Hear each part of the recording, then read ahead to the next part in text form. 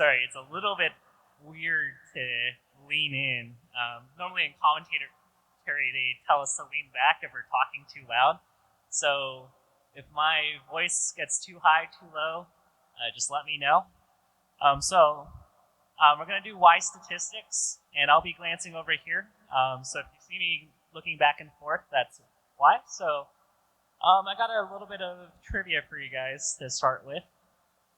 So we all know that Fox is the most picked character in Melee, but at EVO 2016 Top 32, what was Fox's usage rate? So we have 20%, 25%, 30%, and 35%. So by a show of hands, who thinks that was 20%? All right, we got a couple. What about 25? Okay, so about 6 people said 25. What about 30? Okay, we got 2 people here. And what about 35? 2 more people. Okay, so the answer is approximately 25%. So good job to you guys. And the interesting thing here is that at last year's EVO, we were about 34%. So guessing 35% is actually not too bad. Got another one. So everybody knows that Battlefield is the most preferred pick for stage striking. But do you guys know what stage was second most picked at EVO Top 32 2016? You guys know the 5 stages, right? So who thinks the second most was Dreamland? Dreamland, we got a couple. What about Yoshi's Story? We got a lot of Yoshis. Okay, how about Final Destination? We got 2 people. And what about Fountain of Dreams? 1. And believe it or not, it was actually Fountain of Dreams, which was struck to the second most, which is actually very surprising. So now that we move on from the trivia, just a little bit of a brief introduction on myself. So I'm Tafokints. You guys know me for Tafo Stats most likely. I've been competing for 10 years. You guys probably know me for Tafo Stats and my Janky Chic, which is pretty mediocre. And on the side, for my day job, I work as an engineer at NASA. So why statistics? Why am I so fascinated by numbers? Why do I put in all this work? So it's kind of an interesting story. So I love watching sports. I like watching other esports. And I love how they push narratives.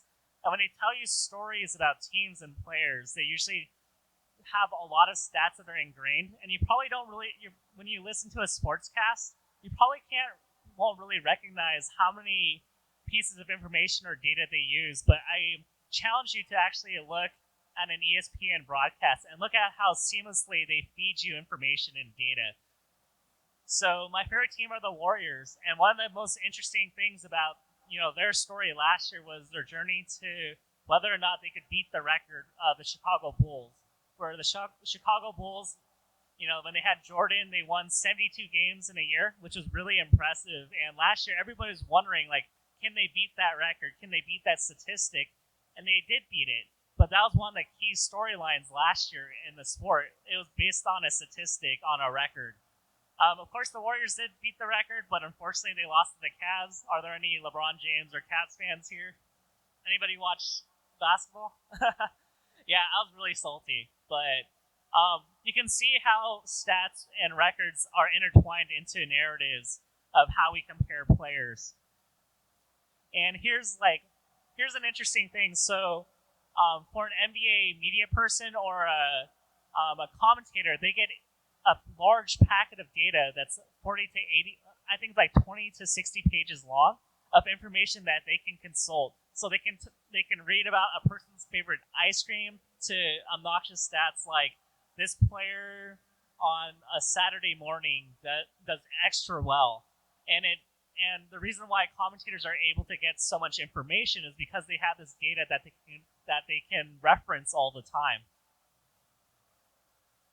When you look at an overlay and you're wondering about the underlying questions, the picture's a little fuzzy. You can see the score. You can see the context of the player. The batter, Michael Young, he went 1 for 2 today. That's his batting average. So it gives us an idea of how well this player is going to do in the context of everything. But of course, when you look at it, you're just like, oh, like, okay, that's cool, but you may not pay attention to how much stats are being fed to you guys as a broadcast is happening.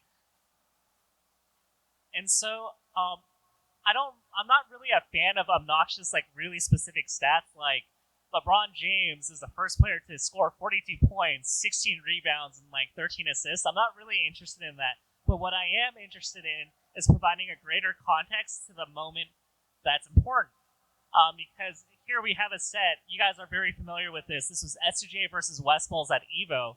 And Scar and Toph asked me for information prior to that to give the audience, to give you guys a greater context to why this match is important, what are the players' history, and what are they fighting for. So if you guys remember, this is the killing blow that Johnny gets to win the knee. Of course, this may not seem important unless, you see the stats. So one important thing was, Wes has dominated Johnny for 2 years, where Johnny has not won a single set. So now you're like thinking, wow, like if Johnny can win this match, like this is something that's really incredible. Like Wes does not lose to Captain Falcon. And furthermore, Wes has won 11 sets in a row at a bare minimum in the last 2 years. So for S2J to manage to overcome those odds where we all thought that S2J had like very little chance to win, and then he does it, it makes it a lot more exciting. A little bit of another blurry picture. For some reason, I'm favoring Captain Falcon today. But, remember this set from Get On My Level 2016 where None defeated Mutaking. And this is really important because Mutaking hasn't lost a set to Captain Falcon at a major in 10 years. Ever since Isaiah at MLG Anaheim, where Mutaking was still playing Fox. So when None wins this, we understand by putting that fact in, like, how impressive is None to win that set in a best of 5 against Mewtwo-King. And so hopefully that illuminates the context and gives you guys the excitement of why people are tweeting out, oh my gosh, like None finally did it. Because for the longest time, we never thought a Falcon could beat Mewtwo-King. We thought Falcon, he's not tournament viable, like he'll never beat Mewtwo-King. Like Mewtwo-King is always going to be that barrier, but at the very least, it's shown that in a best of 5 set that somebody can actually do it. And in context, I love looking at stats because I like to challenge the assumptions of the meta.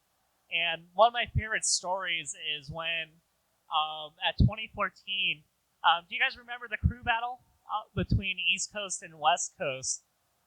So in context, what made me really curious about that was, at the time, everybody was saying that Fox is really bad at Fountain of Dreams, and that Mango hates Fountain of Dreams. That was the story that everybody told.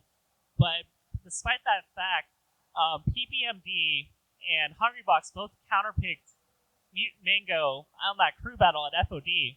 And you guys remember what happened. Mango took out 4 stocks of PP and then 3 stocks of Hungrybox with his 4. So I was like thinking, like, is Mango actually really bad at that stage? Is Fox really bad? And so I looked at a data set that was somewhat large enough for me to get some data. So here that table is Mango versus Mewtwo-King in around 2014, and I want to look at the stages to see how Mango did. Of course, we know that Mewtwo-King's really good at chain grabs, and so FD is probably going to go in heavily in Mewtwo-King's favor.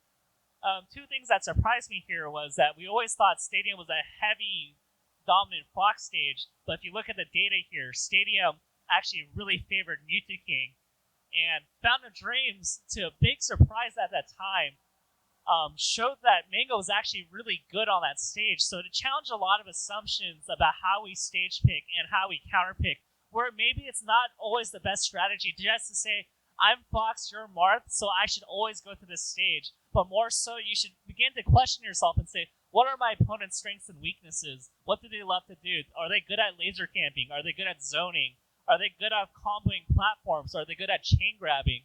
And that really brings a new light to counterpicking, because against Mewtwo-King as Fox, you're never going to pick FD because he's so good at chain grabbing, but you may want to do that against another Marth, like a Pew Pew or the Moon, who may not be as proficient at the chain grab. And I don't have the data here, but Foxes are actually taking Mewtwo-King Marths on FD, and the win rates are about 50-50. Whereas, you look at Battlefield for PPU, and if I release the data, Pew Pew and CLG might kill me, but if you look at the data, Battlefield might be the better ban against Pew Pew than FD, believe it or not. And so stats, the big question is how do we compare the grades? And when we look at sports, we look at Michael Jordan, we look at Magic Johnson, we look at LeBron, we look at Kobe. Like, who is the greatest between them? And we're actually working on a legacy ranking where like whose careers are the best based on the stats, their head-to-head records, to compare them to their contemporaries. Is it Chem? Is it Armada? Is it Mango? And stats will help us drive that force to say, like, is player A, legacy better than player B? So hopefully, in context, we're able to evaluate players with greater insight other than I played 3 friendlies with this player and 4 friendlies with this guy, and I think player A is better because of something really subjective and something that doesn't really make much sense. And also statistics, I've mentioned this before. My heart behind statistics is to communicate to a larger audience the context and the story of what is happening. So as commentators, as figureheads, as people on social media, I want to make sure that this is done correctly. And one of the biggest things that I realized was when I was talking to my family, my brother and sister, who have no context for Smash, and I realized they don't know anything but about the players, about Mango, about Hungrybox. And I'm so used to talking to my friends who are familiar with Melee, where, if you're talking with your Melee friends, you know the rivalries, you know the statistics, you know who played who. But, those, when you look at the EVO numbers, there are about 225,000 people watching EVO Top 8 for Melee. Not everybody's going to know the story. Not everyone's geeky enough or obsessed enough with Melee to understand the head-to-head records and the stories. So it's up to us to communicate things that we may assume as natural and assume like everybody knows that, to people that may not know that. So the story behind Tafokints is actually pretty interesting. No offense to Scar and Toph, I love them very much, but one of my biggest pet peeves in 2013 and 2014 was how often data and statistics were incorrect. So you guys are probably familiar if you guys watched commentary back in 2014. Some of the common lines you'd get are, have they ever played?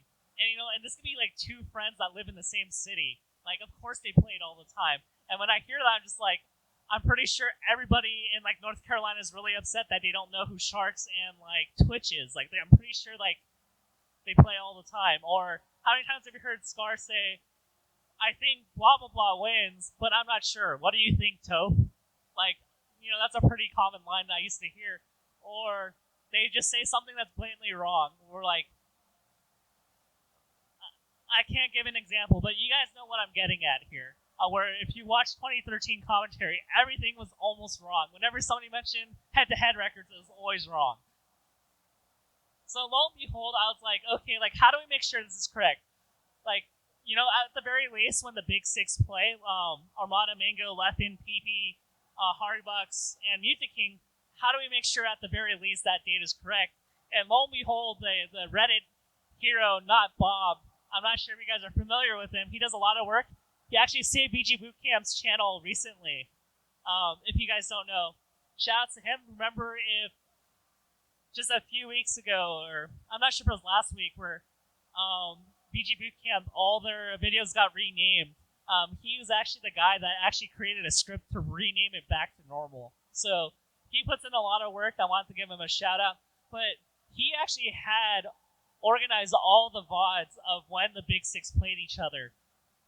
And so I thought, like, hey, at the very least, like, I can look at all the games, and I have to watch a lot of YouTube to do this, and skip through to record what characters they played, what was the game number, stage, characters, and what was the stock differential. And I created an Excel table out of that. And from there, I was able to get head-to-head records. That was actually a lot of work. And at my work, one day I want to make esports, my 24/7. But at JPL, NASA, I started taking on programming jobs because I wanted to learn how to program more. I'm a chemical engineer, so I didn't take too much CS. And so eventually I developed databases where we can hold this data. So you can actually access this online, where you can research players, you can research their head-to-head, and see like how players in the top 50 are doing against each other. And so this kind of evolved over time. This was just a project I worked on overnight. Not like over one night, but like during the night for several months. And eventually that top 6 head-to-head turned into getting all the top 10, which turned into eventually getting all the top 50. So for the most part, the top 50 I have is like 95% correct for 2016, which is pretty exciting. And thanks to Smash GG, I have their API, so I can instantly transport brackets on a single click and get all that data. Aside from fixing a few things here and there, so for Genesis 3, I got to actually import like 4,000 matches in like a minute. Challenge is a little bit of a pain. I'm not sure if I'm allowed to swear, so I won't, because the tags aren't consistent. So if you spell Bizarro Flame and he has a tag, like literally every TO spells that name differently, so I can't consistently do it. So I have to name match. So it's a little bit painful, but that's where I'm at with data tracking.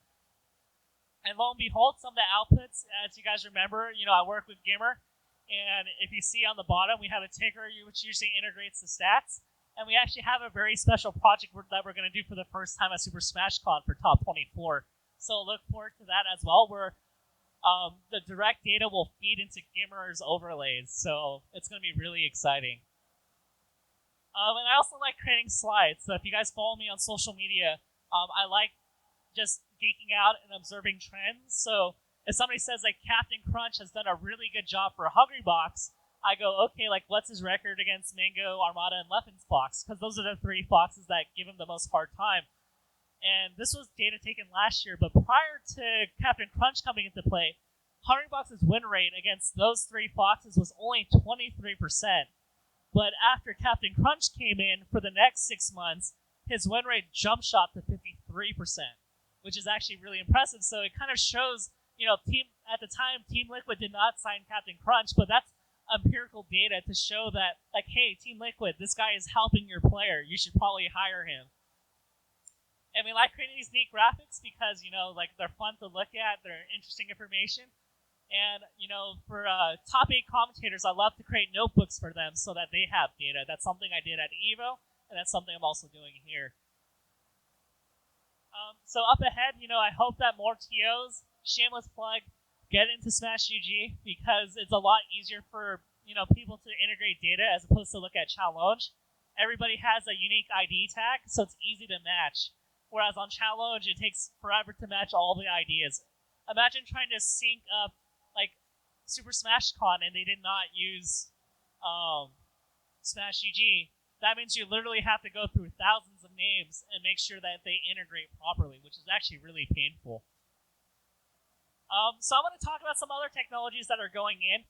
As you guys know, Melee doesn't have the luxury of an in-game API. And what I mean by that is that when you play a League of Legends or Dota 2 match, if you follow the international, they have stats that, at the end of the game, all that data is instantly recorded to a central database because they're connected online and they built the game with esports and statistics in mind. So they have like heat maps of war data, how much damage players are doing per second, what items are they buying. These are all, variables that we consider to be in the game. Unfortunately, in Melee, we don't have a statistic that tells us how much damage a player did that directly feeds into a database, or which player controls center stage for a larger period of time, or who's converting more edge guards. But however, Fizzy actually worked on this technology. So if you guys remember HTC, that some of that data was available. And what Fizzy did was he hacked a memory card, and he got a way to stream all that data to a computer. And this was the output of it, if you guys remember HTC, where they were able to record APM, edge guarding, average combos, number of combos. And so that's actually pretty cool that we're capable of actually tracking that. Unfortunately, Fizzy did move to Smash GG, and he doesn't have time. So, I hope that one day this technology scales. I'm not a hardware expert, but that is something that's in the statistics funnel that is possible. If somebody could figure out how to make this scalable or work with 20XX TE to get those replays and then use that software, we can literally library Who does Hacks have the highest APM? Does PP love center stage, but does he get a significant higher percentage of center stage more than other top players? And that'd be really interesting to check out as we get into this new age of data where, Captain Crunch is scrutinizing videos, but I imagine in the future, people are going to use this data that the top players are going to get analysts and coaches, that there is going to be a budget, that Melee is going to get big enough for this to be a thing. And we look at other esports like League of Legends or StarCraft or Dota, you have coaches and analysts that sit through and sift this data and then feed this information to their players.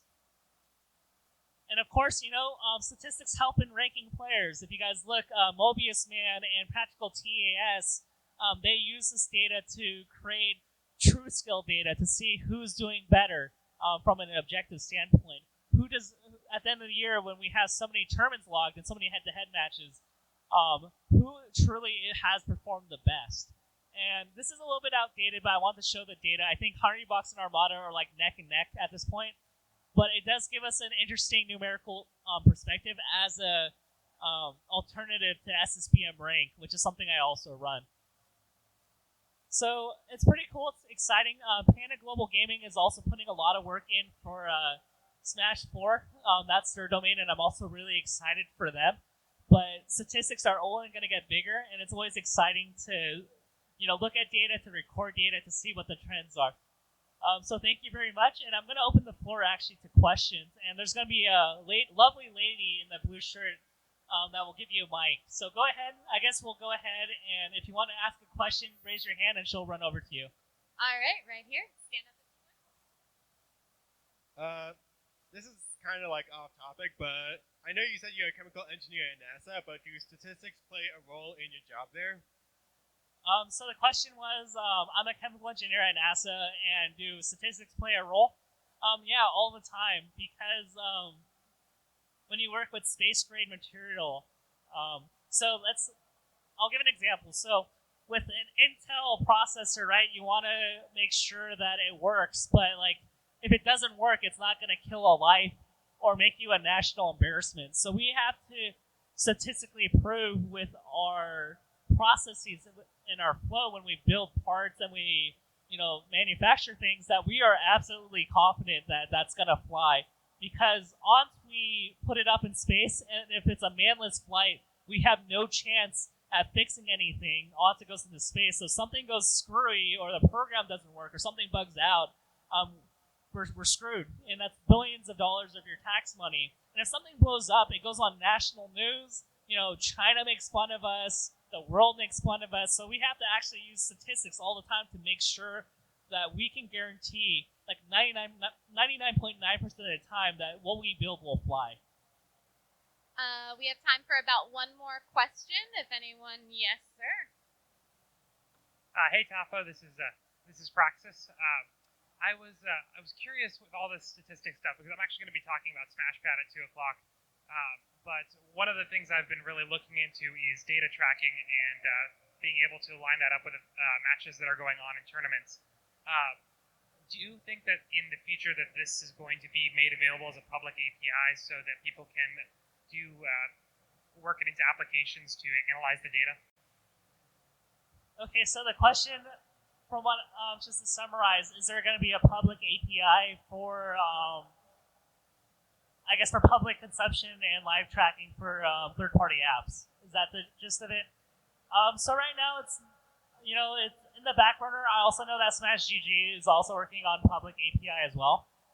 But overall, the next step for me, to be honest, is to be able to create forms and inputs that are good enough that are bug-proof, so other people can input and log their information in. So API honestly is not a top priority for me, but it's in the back burner.